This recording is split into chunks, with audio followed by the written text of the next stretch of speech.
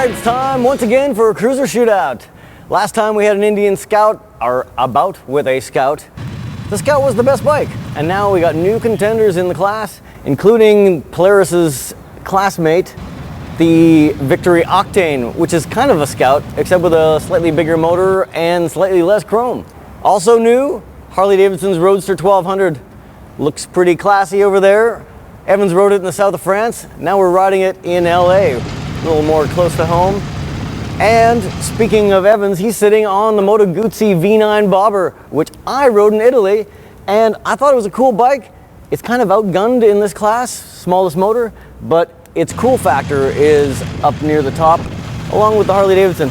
Tom, how's this thing gonna shake out? What we've discovered so far for sure is that the Victory is more different from the Scout than what we were thinking beforehand, even though Evans told us the bobber is actually probably one of the better Guzzis we've ridden, right? I mean, the V7 wasn't so impressive, but this new V9, the engine, really nice. I like the style, the handling, just that whole Guzzi character. And the Roadster so far actually is, I think I said I felt like a bare-knuckled fighter flying a World War II, fighter plane. It just coming down the freeway, it's got that mechanical brrr, type of thing. Yeah, it's going to be interesting because they're all, it's kind of sporty in their own sense. Right, the Scout last time, it was the sportiest of the cruisers, and maybe that was part of the big reason why we chose it as our favorite. And now we've got sportier stuff here. The Guzzi is lighter, way lighter than the rest of these. It goes around corners pretty nice. And the Harley, I think, boy, if I want to pick up chicks, I think I'd want to be on that one. That's a good looking motorcycle. But of course, the fastest bike is going to be the Scout or the Octane. The Octane's got a slightly more displacement, so it's the fastest bike. So it's, what do you want in a cruiser? Do you want speed? Do you want style? Do you want agility? We got a nice sampling of cruisers here. We're gonna take off, ride them around LA, find out which one's best.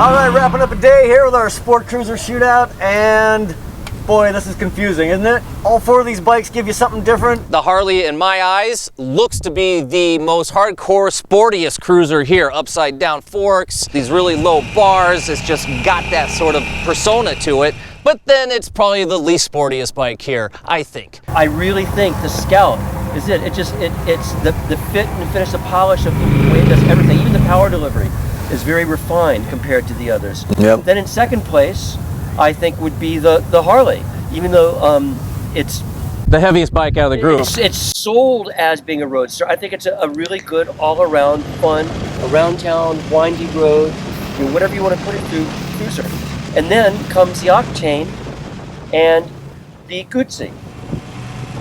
Flip it around. If you're looking for something with some attitude, some fuck you factor, the Octane would be my first choice because of the bottom end acceleration, the easy way in which it spins the rear tire. Just the whole look of it, the style of it, the monochrome approach to it. And the Harley is there because for all the reasons that you all said before about the inverted fork and all that, it's got some FYF also. Well, Evans, I'm not a violent person, but the only bike here that makes me want to kick somebody's ass is this bike right here.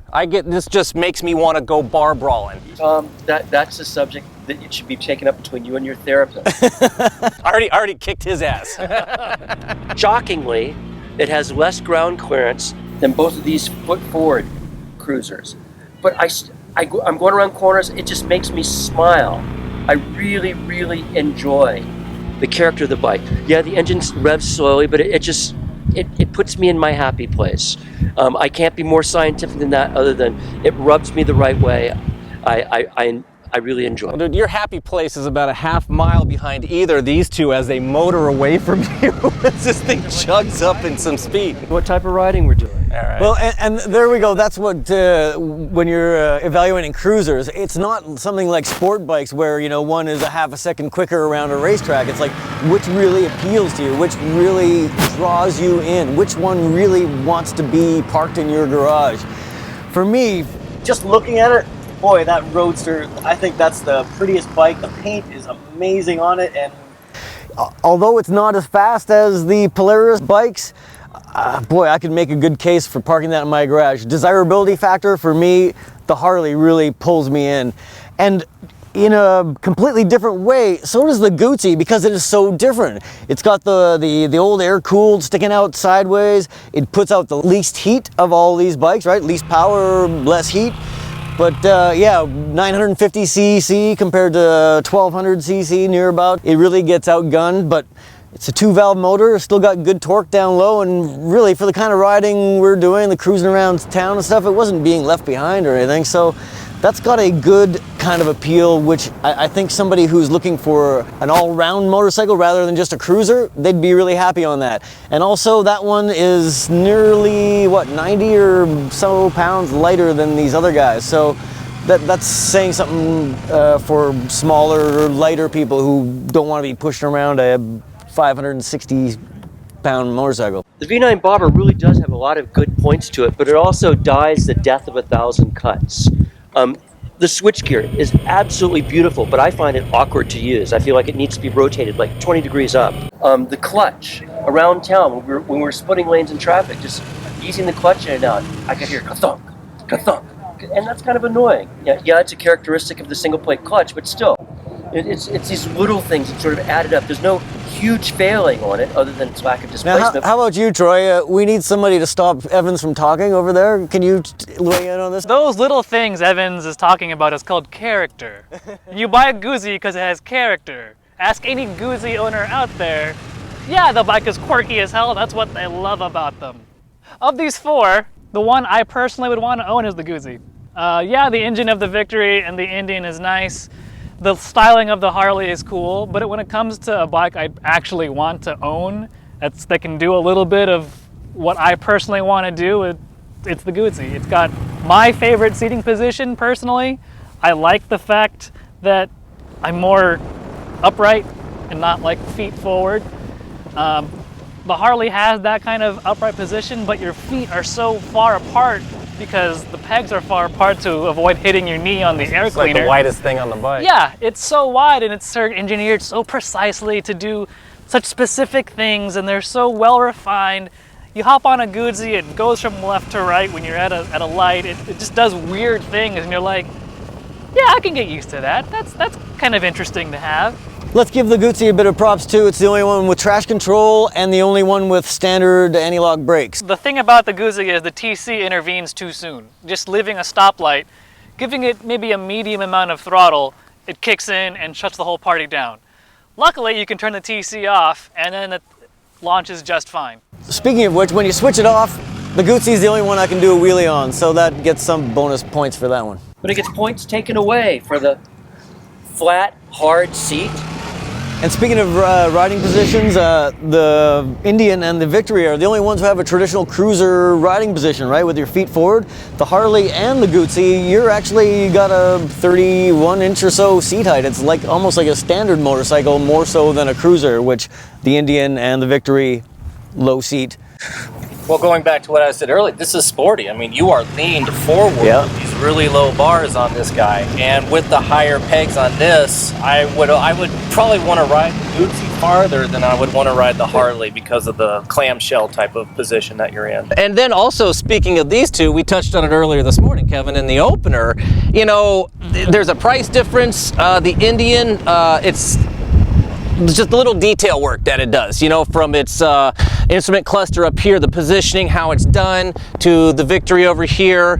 The detail work down in the engine compartment is wonderful. Yes, it has more chrome and stuff like that. But something, I think you said it best, Evans, there's nothing subtle about, well, maybe the look of it, but the engine, the throttle abruptness is there, where this, you know, smooths into the throttle. You know, the Victory, it just bam, bam, right there. And you know, the brakes, I mean, the external part of the front caliper looks different. They might be the same inside, there might be a different pad in this guy, but the aggressiveness of the stopping power on that front brake is so much more than the Indian. You really got to put some more squeeze on the lever on this guy.